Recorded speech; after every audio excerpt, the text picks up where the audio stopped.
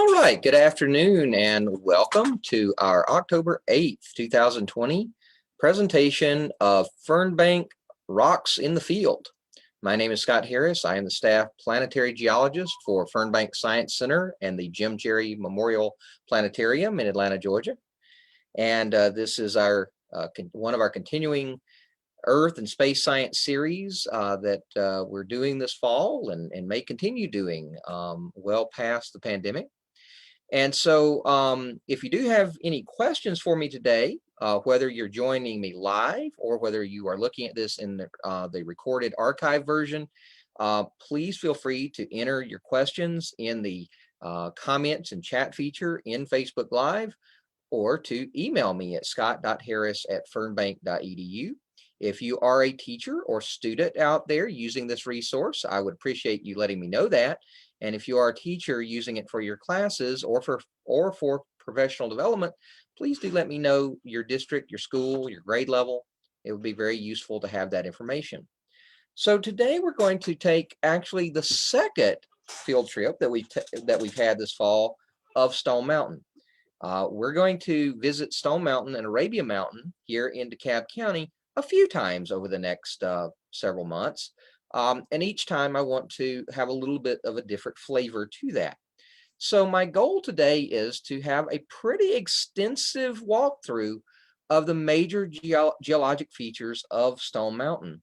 And so we're going to get that started now with our, we'll go over to our presentation.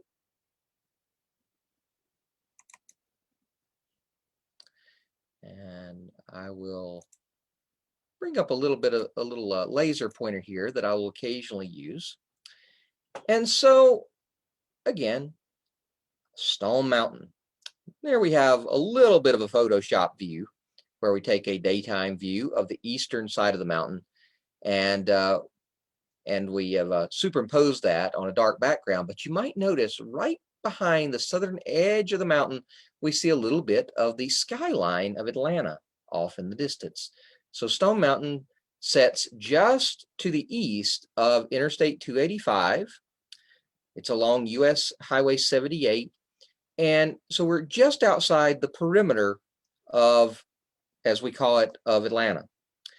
And if we ask, you know, I always tell students these days, if we ask our smartphones what Stone Mountain is, why don't you try that and see what it says? What is Stone Mountain? Well, chances are your phone's going to tell you that it is a quartz monzonite dome and monadnock. That sounds like a mouthful, right? Let's start with the dome part, because that's pretty easy. A dome is a dome. Imagine just a big rounded mound, or maybe a little bit like a Hershey's Kiss, right? We'll talk later about how this became dome shaped, but I tell you what, it didn't start that way. And then we'll talk about quartz monzonites and monadnocks. Let's take that term monadnock here for a moment. A monadnock is really a geographer's term, a landform term for an isolated hill rising above a plain. Stone Mountain isn't the only monadnock out there, and it's not even the monadnock here in this portion of the Georgia Piedmont. Arabia Mountain that we talked about last time is a monadnock. Panola Mountain is a monadnock. Kennesaw Mountain, a monadnock. All of these are isolated hills, small mountains, above a plain, in this case, the plain being the Piedmont. But they don't have to be made of any particular type of rock either. They can be igneous rocks, like we have at Stone Mountain. They can be metamorphic rocks, like at Arabia and Kennesaw. They can even be sedimentary rocks, like a famous monadnock here is in the center of Australia with Ayers Rock. And we see that it's made of these red sandstones, sedimentary rocks. So if we want to understand the rest of it, and particularly that quartz monzonite part, let's go ahead and dive into the geology of the mountain.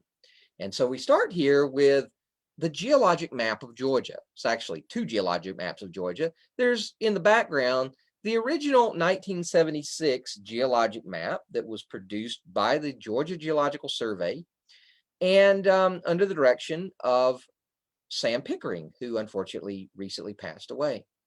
One of his monumental achievements, though, was getting this map produced, and it still stands today as the basis of understanding the geology of our state. It's been modified a little bit over time. A few additions have been made, and different electronic versions have been produced.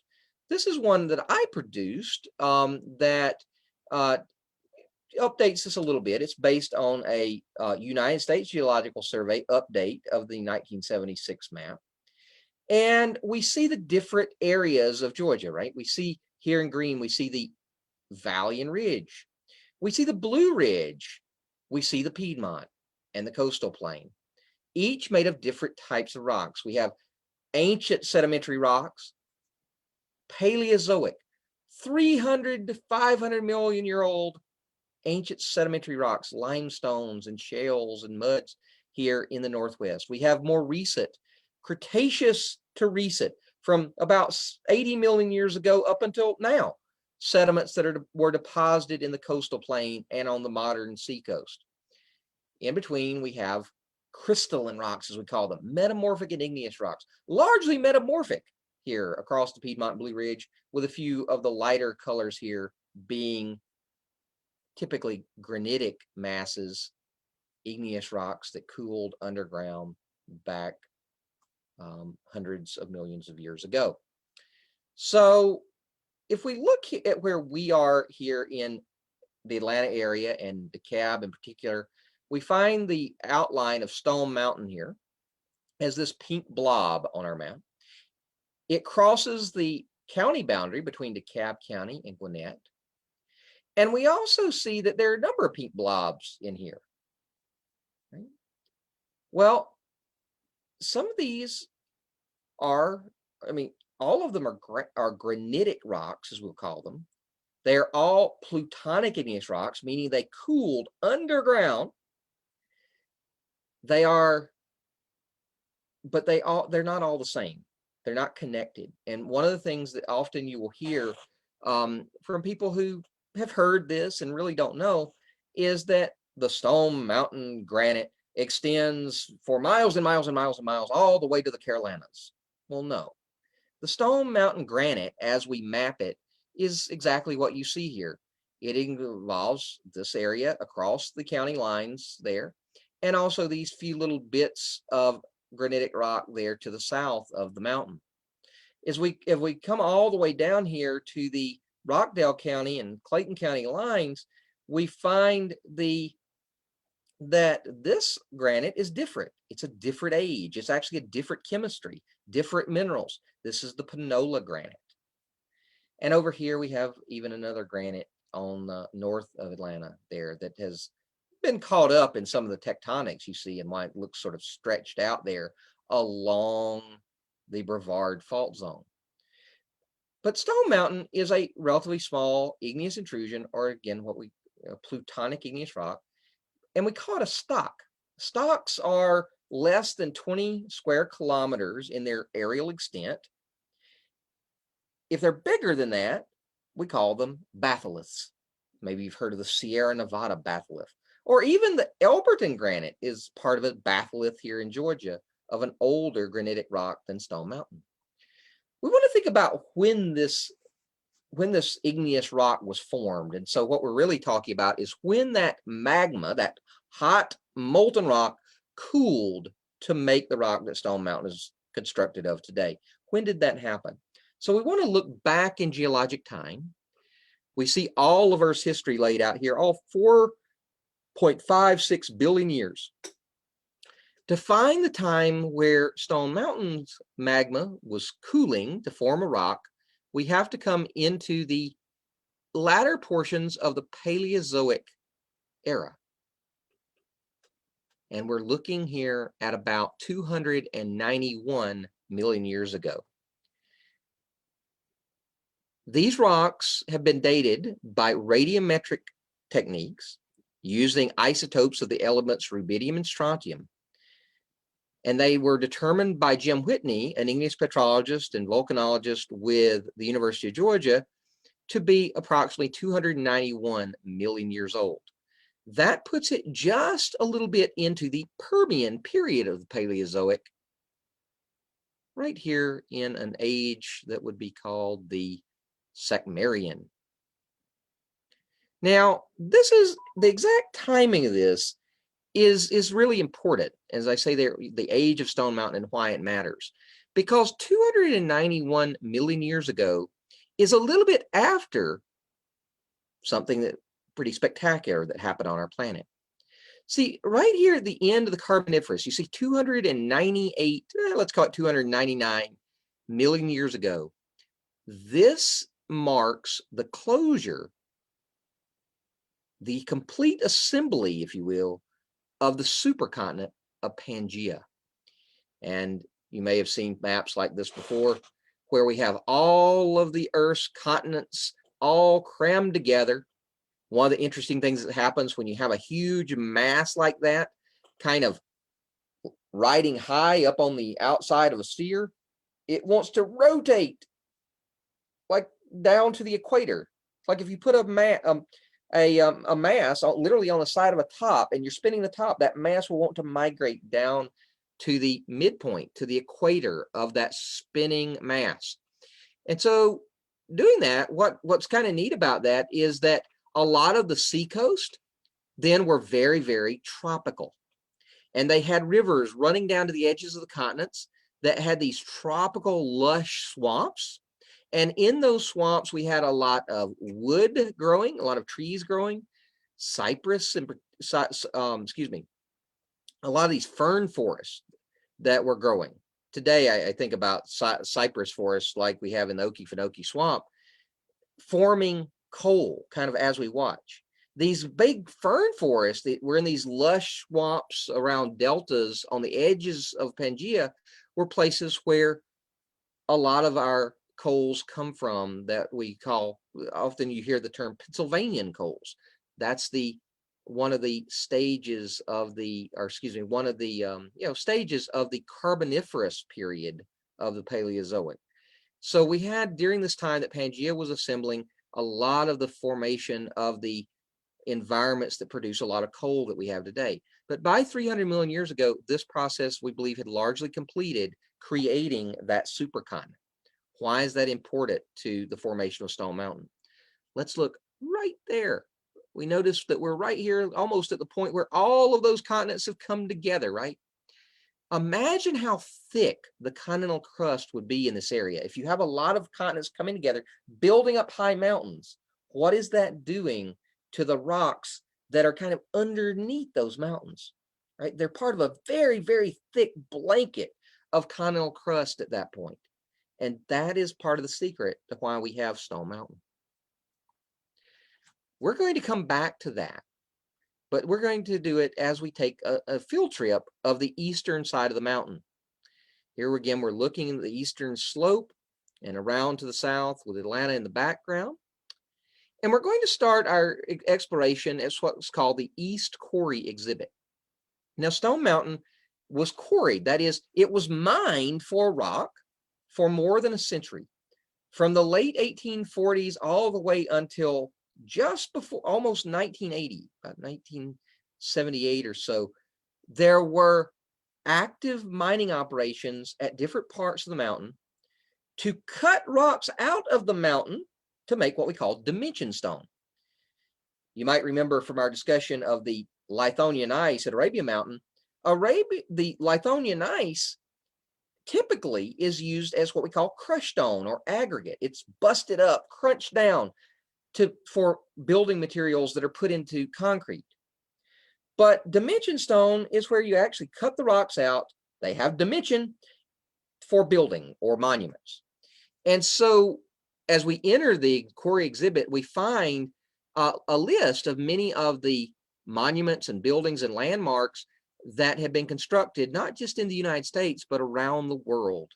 Here, even I think we can look here at Japan. The Tokyo Imperial Hotel has this rock from Stone Mountain that you're going to hear me casually refer to, you already have, as the Stone Mountain granite. That's the way that geologists would put it on a geologic map. But it's not exactly a granite. And we're going to find that out here in just a moment.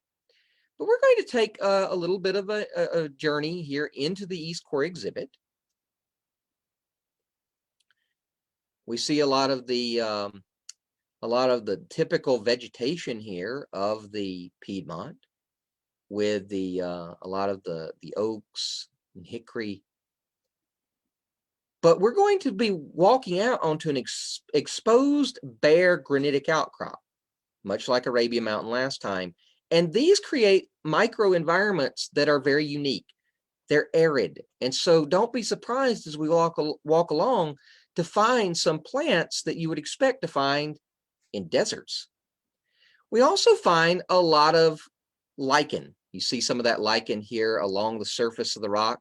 Even in places that you don't see the green, gray lichens, or even sometimes orange, there's still a lot of lichen here. Even the dark splotches on the granite, on the bare granite itself, are lichen colonies, combinations of fungi and algae. But look at these yuccas. Again, we start to see evidence of a more arid climate as we move out here onto the bare granitic outcrop. We see the wall up here where there's evidence of human mining. And we see big chunks of blocks here, dimension stone that was carved out of that and brought down out to railroad tracks. The modern rail system around the mountain for the tourist attraction is actually an old spur from an original system of tracks that took these blocks out to the rest of the world. As we look closely at the Stone Mountain granite, though, we can look at the minerals that are in it. And when we look at, in general, at granite-forming minerals, we're talking about quartz. It appears in these rocks as sort of a glassy gray. Then we have, as a group, feldspars, and we can break those into two fundamentally different groups, alkali feldspars and plagioclase. What does that mean? Well, potassium and sodium are alkali metals on the periodic table of the elements. So when we put those into these aluminosilicate structures that we call feldspars, we produce alkali feldspars, and they range from the end members of microcline and orthoclase insanity. Those are all the same thing. They're just different arrangements of the atoms. Typically for fairly low temperature crystallizing granites, we will find microcline as the representative potassium feldspar. And at the sodium end, we find albite. Now, these typically are sort of milky, creamy, blocky minerals, with microcline and orthoclase often being a pinkish color, like we see here. Those are microcline crystals. The albite is typically whitish. And just with your eye in hand sample, you're probably not going to be able to distinguish the difference between albite, the sodium feldspar, and the sodium potassium feldspars that end with the M member, or excuse me, the sodium calcium feldspars that end with the M member we call anorthite. There's a whole group of feldspars that range between the sodium albite and the calcium anorthite with different amounts of sodium or ratios of sodium to calcium. There are things like oligoclase and andesine and labradorite and bituinite. Labradorite is actually the feldspar you see when you see those iridescent countertops. That's labradorite. So we have these different feldspars that make up most of granitic rocks. That's the major constituent, along with some quartz. And then we have, as minor constituents, we have micas, muscovite and biotite. These are phyllosilicates. They're platy, they're sheety, they make kind of glitter if you break them up. And then we have, in some granitic rocks, hornblende. Hornblende is, like the micas, water-bearing here with this OH group, but has quite a more complex structure, and typically makes sort of bladey minerals rather than flat sheets. They're more blocky, but more like blades than the more sort of boxy, blocky feldspars. And because of the iron in the hornblende and the biotite, these are dark minerals. And so you see a lot of the dark biotite mica here in this granitic rock. Hornblende to form requires a lot of water to be stable. And so we don't find it in the Stone Mountain granite. And that's for a very good reason that we'll talk about. Often we don't find hornblende in quartz monzonites, and that's what Stone Mountain is. To define a quartz monzonite, we have to use a special diagram here called a ternary diagram. That simply means 3 components. We have quartz, we have those alkali feldspars, and plagioclase, the calcium feldspars. If we had a rock composed of exactly equal portions of all 3 of those components, it would plot right in the middle of the diagram. If something's 100% quartz, it's up here. 100% plagioclase, it's here. So the Stone Mountain granite, as we say, well, to be a granite, you would have to fall in this field, meaning you have to have more than 20% quartz, but Stone Mountain doesn't. The Stone Mountain granite only has about 8% quartz. So that would put it down here somewhere. Now, the feldspars, as I mentioned, most of the feldspars in the Stone Mountain granite are white, regardless if they're alkali or plagioclase feldspars. So just take my word for it that they're divided about equally. If we look at these under a microscope and analyze the minerals that are there, we find about half of the feldspars are alkali feldspars and half of them are plagioclase. So that would mean they would plot right in the middle here on this base of the triangle. So we would be here in the middle, and then we would have to come up about 8% quartz, and that would put us in the quartz monzonite field. So that's what Stone Mountain is. All of these rocks are granitic rocks, well, except for over here near the plagioclase end, where we actually have diorites and gabbros and anorthosites. But over here, these are granitic rocks. We're just going to say that they're true granites if they have more than 20% of the quartz. Another mineral that you will find in pretty good abundance in the Stone Mountain quartz monzonite is a mineral called generally tourmaline. But we'll say that these are move this around here just a moment. That they are tourmalines, and the specific mineral here is scoryl, and that's a big, long, complex chemical formula for you. And so the only part of this that's really important is it's a silicate, like the other minerals we've been talking about, and it contains boron. It is a borosilicate. And that means that the fluids that cool to form this quartz monzonite had a lot of boron in them. And that's not surprising because boron really doesn't want to be in minerals. So if you have hot fluids circulating around, they will take boron out really quickly. It's called an incompatible element. It doesn't want to be part of the rocks until it just gets so cold it has to be. Now, we don't typically find tourmaline like this, big blocks of squirrel out at Stone Mountain. We typically see it in neat patterns that we call let's see if I can advance here, called cat's paw tourmaline. And that's because many of the blades look like cat's paws. Or this one I took because really I would call this raccoon's paw tourmaline. But no, cat's paw tourmaline is what we refer to the tourmalines at Stone Mountain. And again, indicating that there are very boron-rich, watery fluids that are circulating around the edges of the magma and through the magma as it is cooling. So we're going to go looking a little bit closer here into the quarry.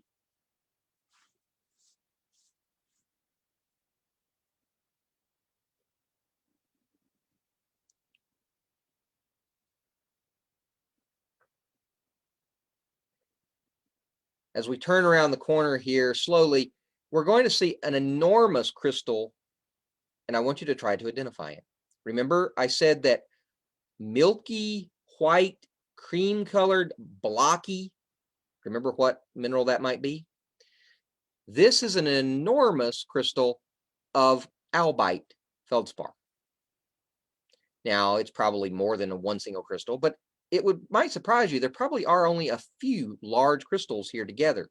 And this is what we call a pegmatitic mass. Pegmatite is a fancy word for when we have big igneous crystals. And so this is very typical of the albite in the Stone Mountain quartz monzonite.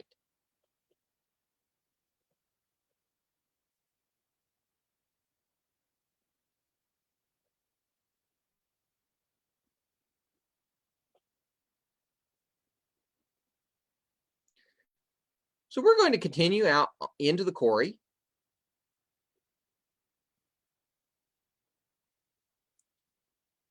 We're going to go on the other side of these cables because, well,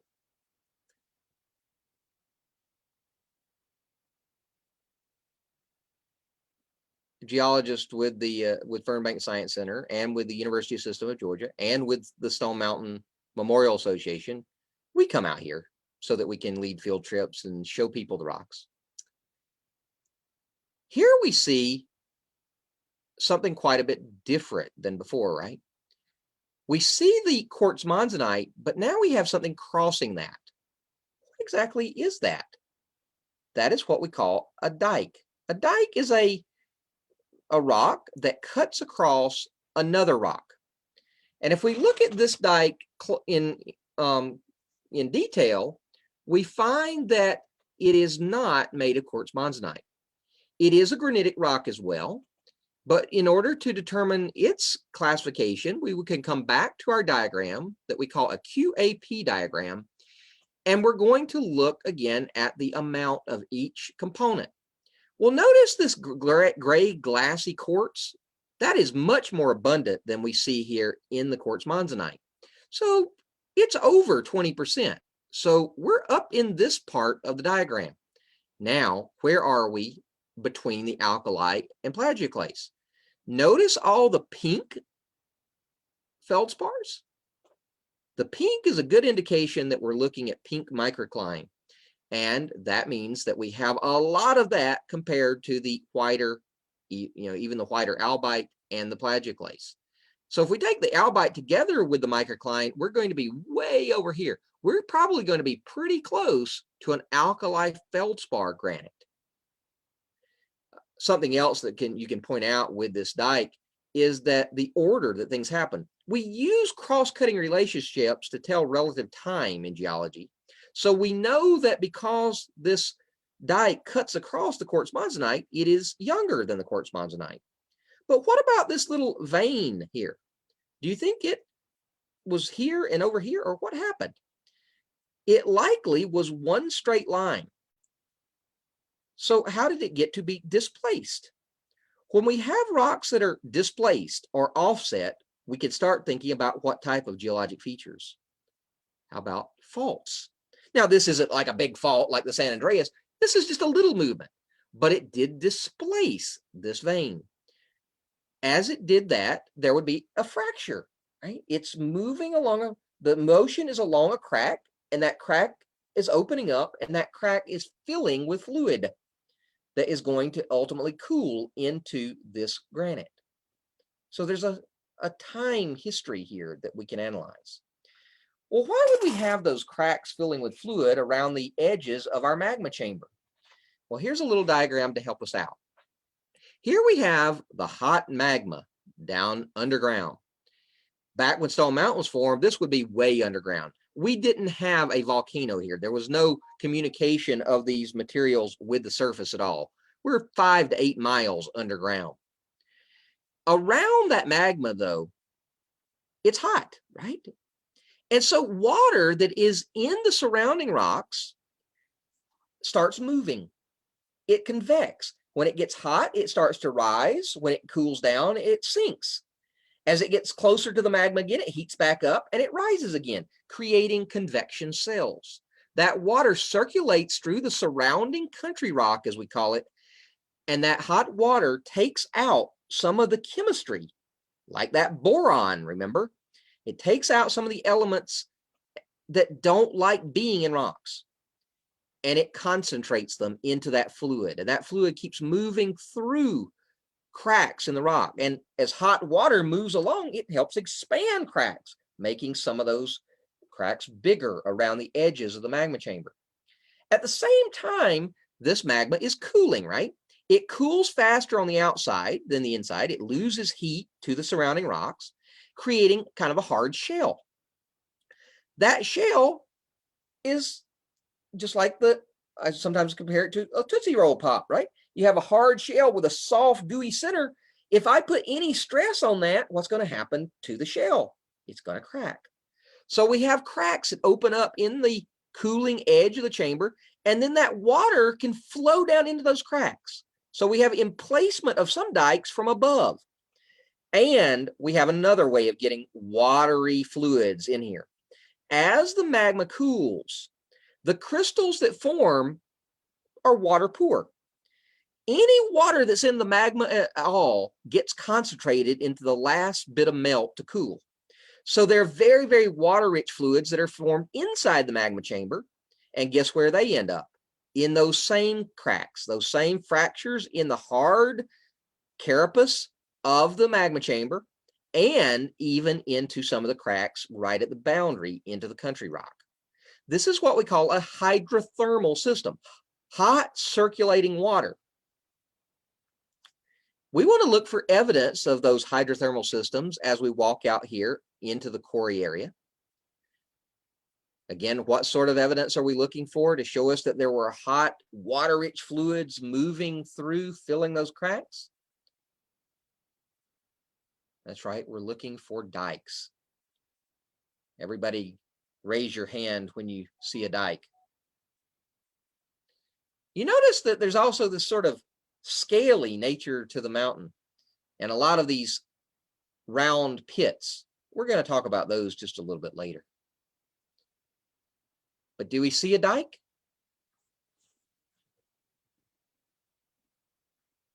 Here we go. Here we are with this. It looks like someone painted a white stripe. Here's a dike. What's it made of? Can you tell? It's this sort of milky, creamy white again. And that's right. That's the albite feldspar. And here we see some of the black tourmaline, that borosilicate that we mentioned. Not exactly a cat's paw there, more like a cat scratch. These dikes are not just two-dimensional features, right? They're not lines on the surface. They are tabular bodies that go down into the rock. And so we're going to see that here as we walk along. Now, if you're walking along bare areas of these outcrops, and there are lots of organisms that have made homes here, you have to be very careful where you walk. So don't go crunching into the mosses and lichen. Don't try to disturb their habitats. Walk gently and carefully around them. But we notice that the cracks here in the rock do provide very convenient places for these communities of floral organisms to live. And some of these shallow pools on the mountain even provide unique habitats for some animals, like little clam shrimp. And here we have more of the feldspar now with some of those boron-rich fluids crystallizing the tourmaline. But we're going up toward the wall of the quarry here so that we could see that this is a three-dimensional feature.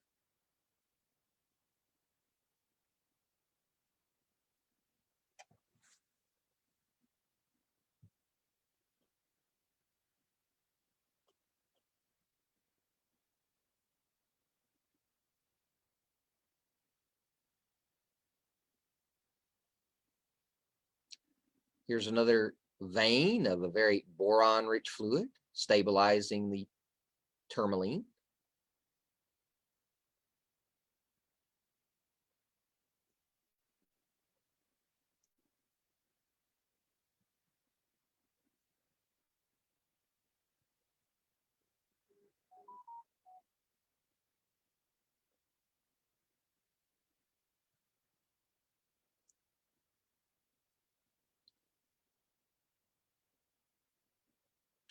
And here we see the intersection with this vertical wall of the quarry. And we see that this is angled down into the ground. And so if we look at that closely, we actually are looking at it from the other side. We notice that the dike, if it were just straight, would continue out like this, but it's offset, it's over here. Now there's no fault here. This hasn't been displaced. It's simply that this is angled down into the ground at about a 60-degree angle. If we look at the map footprint of the dike on the surface, we notice that it is trending about almost due east-west at about 90 degrees. So it's about, if north were 0, we would come around to 90 degrees north, 90 degrees east, and we would call that the strike of the dike. The strike is a term geologists use for the orientation of a unit of rock relative to the cardinal directions on your compass.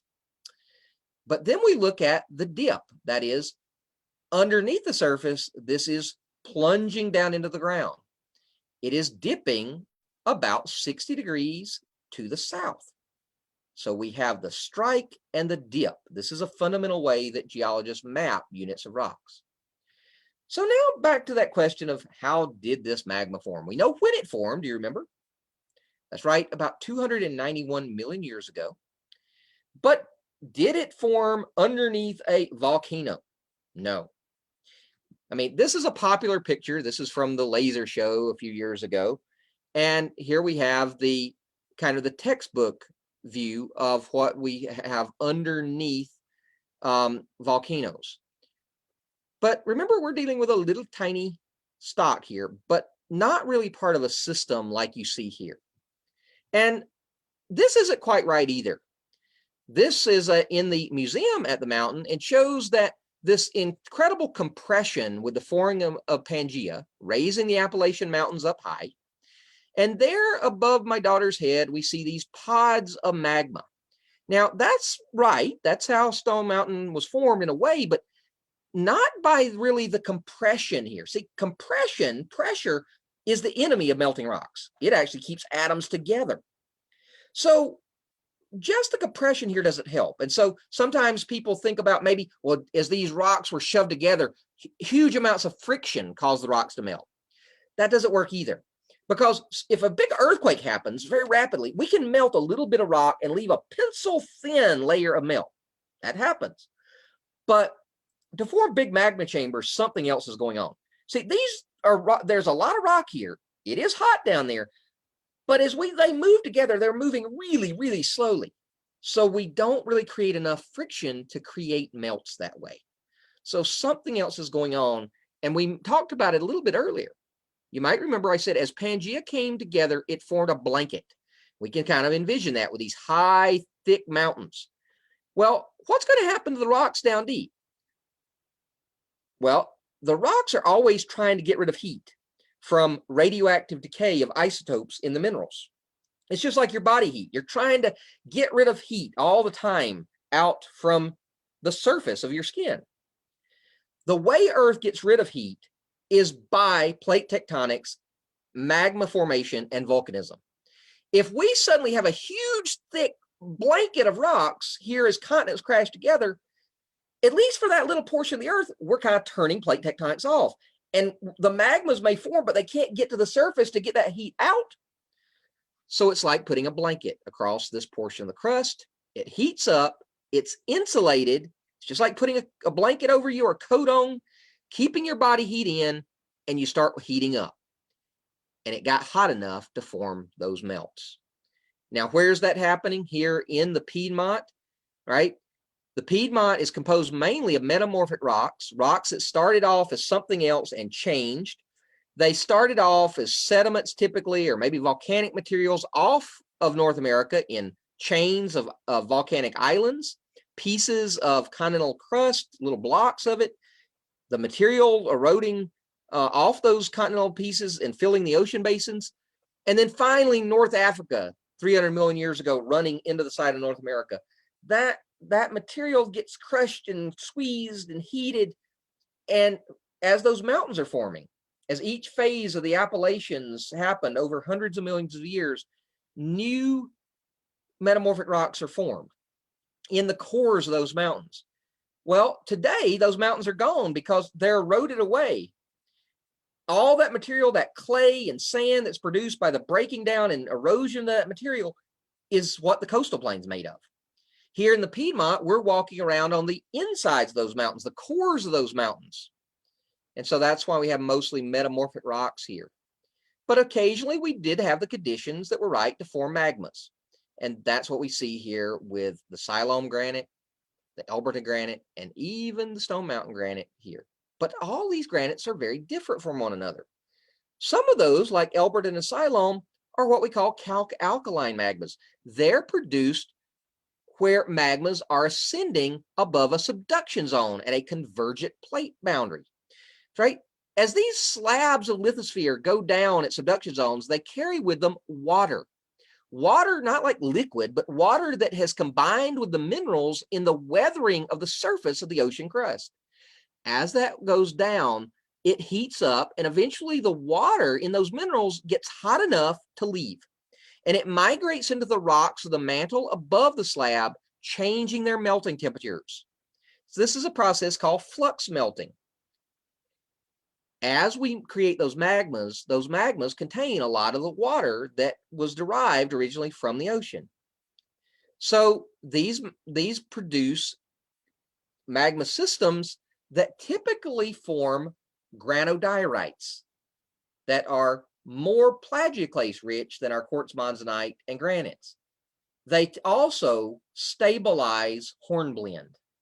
So we often can know we're looking at granodiorites and even diorites by the inclusion in them of hornblende. That's an important mineral. It tells us something about the tectonic setting, and really tells us here that Stone Mountain was not formed this way because it's a quartz monzonite, not a granodiorite, and it does not have hornblende that stabilizes in these flux melting or wet melting environments. So what happened?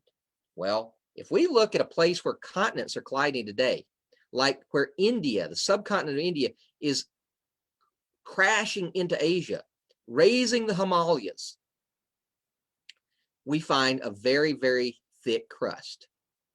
Now, as those plates move together, there are subduction zones and there are calc-alkaline magmas that are produced, and they start rising. So it's possible to have calc-alkaline magmas, granodiorites, in these environments. But if we look back behind the range, we see this very, very thick crust beneath Tibet, and we have melting occurring simply because of the insulating blanket of that thick crust.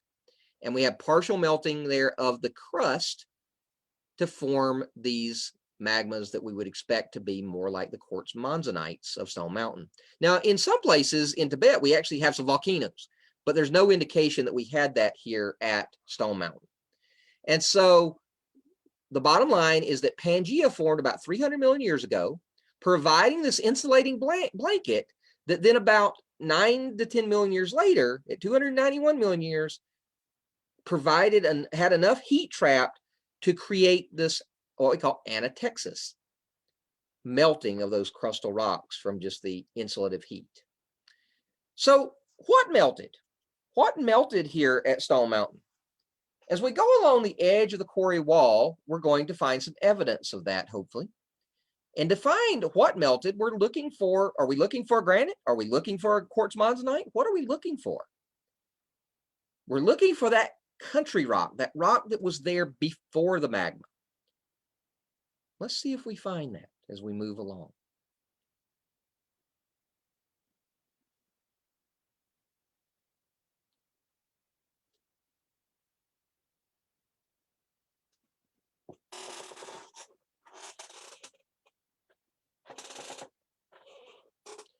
We notice here the trees growing in the cracks of the rock. These are loblolly pines that love this environment. Well, and as they grow in the cracks, they actually are one of the primary agents of weathering, of what we call biomechanical weathering on the mountain. They're prying the cracks apart. As they do that, they provide places for more plants to get into those, even for ice to get into the cracks and freeze in the winter. And those processes continue to break down the rock, even in places producing fine sand.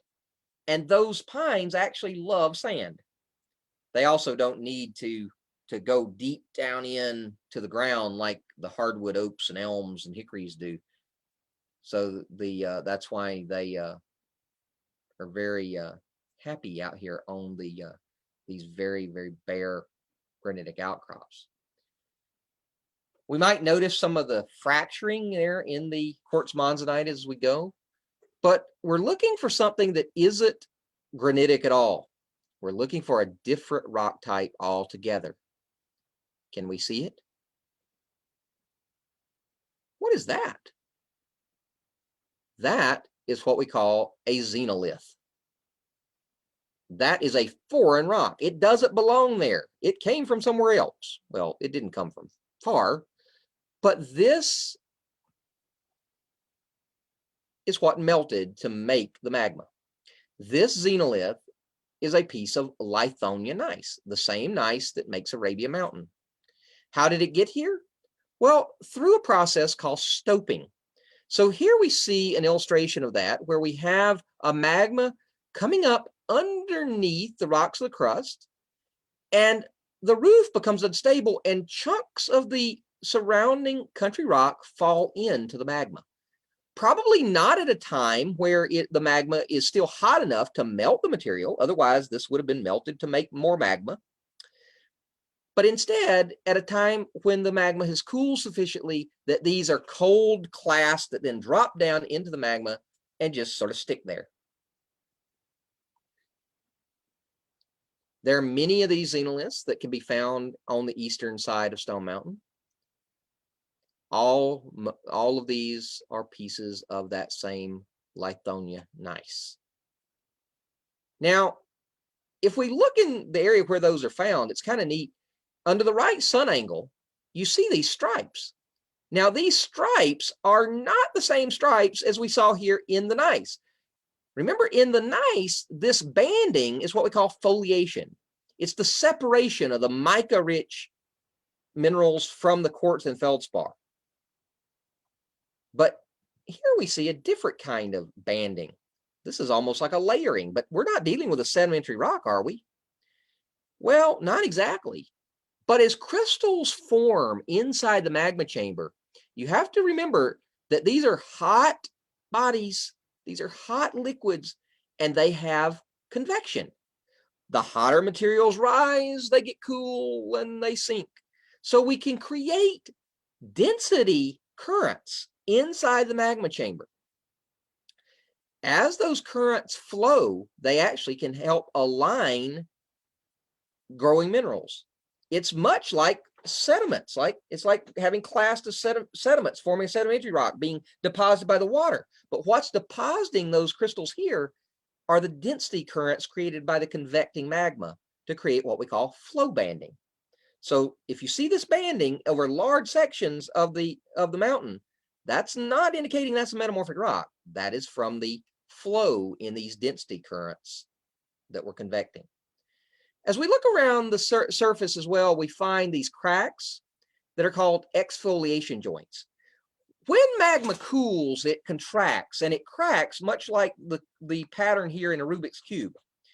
We have cracks that go this way, and we have a set of cracks that go perpendicular or orthogonal to both. Now think about this. These cracks, if they're in the rock, the ones that kind of go around the mountain and up the mountain, they always have rock next to them. So they've always got a little pressure keeping the cracks together. But as we remove by erosion rocks off the top of the mountain, these this set of cracks pop open. It's like an onion. You peel the outer layer off of an onion, what happens to the layer underneath? It pops open. This is a process called exfoliation. It's just like exfoliating skin, right? You pull the dead layer of skin off, you get a new layer rising up underneath. This is why Stone Mountain is a dome, because as each little plate pops open, it takes on a curved nature. And if you do that over huge areas, little tiny curved surfaces, but taken over an enormous area, ultimately creates one big curved surface. That's how we end up with a dome, through exfoliation, which is a special type of mechanical weathering. The other type of weathering that occurs here produces those pits I mentioned. They're called solution pits, which is short for dissolution. Dissolution is a chemical process, right? Typically what happens here is feldspars, represented here by albite, combines with acidic waters, right? Natural rainfall is very acidic, and that acidic water combines with the feldspar to dissolve the feldspar and create kaolinite clay, that's white clay, along with some more acidic water containing silicic acid, and then the cations like the sodium and calcium, potassium, they just go into solution and are carried away by the water. As this process occurs, it opens up little holes where the feldspars were. As the hole forms, more water, more acidic water collects there, providing more surface area. More weathering, the hole gets bigger. This goes on until these holes become habitats for some of the lichen, for some mosses. Those then produce more acid as waste. Now you have acidic rain and acid from the organisms combining to further chemically dissolve the feldspars, making the holes even bigger. Sometimes people talk about these holes or these depressions on top of the mountain being from lightning strikes and all. No, that's not it. These are all from chemical dissolution of the feldspars there in the quartz monzonite. Here we're looking at a different view. This is with a drone looking above the core exhibit. And you can see where these dark streaks are, where water most often comes down the sides of the mountain. You also see that fracture pattern. Be aware that these dark areas, some people think this is just staining from the water. And there is a little bit of oxidation and staining, sure. But the main reason these are dark is these are the areas that stay wet the longest. And they invite then certain groups of algae and fungi, more of those lichen, to grow there on the surface of the rocks.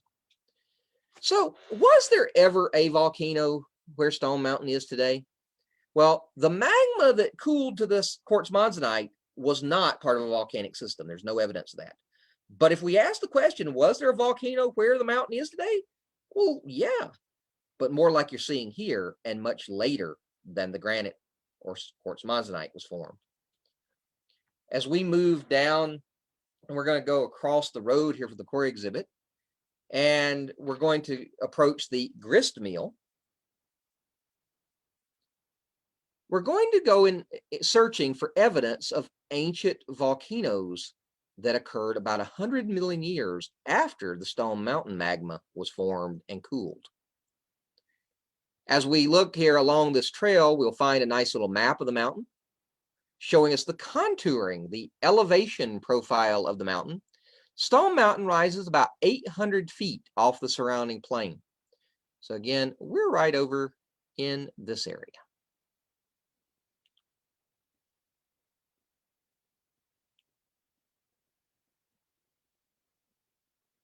This is a great path to take if you're interested in granites or granitic rocks, because this little aqueduct, little water channels, little flume here, that water moved along out to turn the wheel at the grist mill. It is made of different pieces of granitic rocks, most of which are not from Stone Mountain. We can tell that immediately if we look at them closely. Some of these are actual pieces of real granites and granodiorites. There are a lot of granodiorites in here. Some of them from what's called the Danberg granite in eastern Georgia, the Elberton granite, and even some very, very pink pieces of granite that I think are brought in from Colorado, the Pikes Peak granite, pieces of very alkali-rich granite. So this is a great place if you just want to look at a number of different granites. Here's a piece of that Pikes Peak granite with this very, very bright pink microcline and the grayish quartz. But as we move along here, we're going to arrive at a eventually at an area that you really aren't supposed to go into. And this isn't what it looks like. I'm actually going to stop, see if I can actually get out of this for a second here. I'm going to go back to my screen share here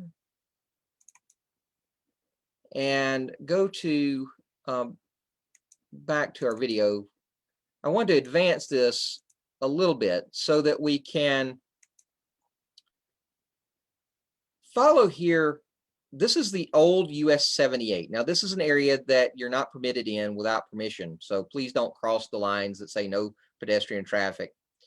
But here we find areas of the Stone Mountain granite that are weathered in kind of a neat way. Rather than surface down weathering, they're weathered along cracks where water has gone down and turned the granite or quartz monzonite to what we call saprolite. Saprolite is essentially where the rocks have been chemically weathered to the point that the feldspars have become clay. It still looks like a granite, but all the mineralogy has changed.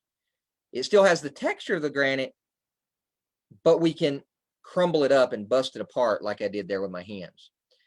As we continue down our pathway here, again, this used to be the US Highway 78. Just imagine that. We're looking for a different kind of rock. And so I'm going to advance this along the path here till we see a different color. Can you see the different color here?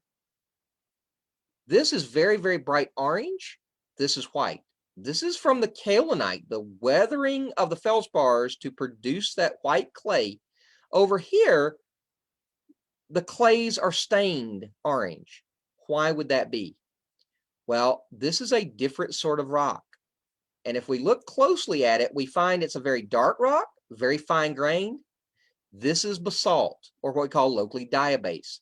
This diabase is made of feldspar as well, but only about 50% of the rock is plagioclase feldspar. The other 50% are pyroxenes. Those are iron magnesium rich silicates. And the iron in here rusts and produces that yellowish orange red color.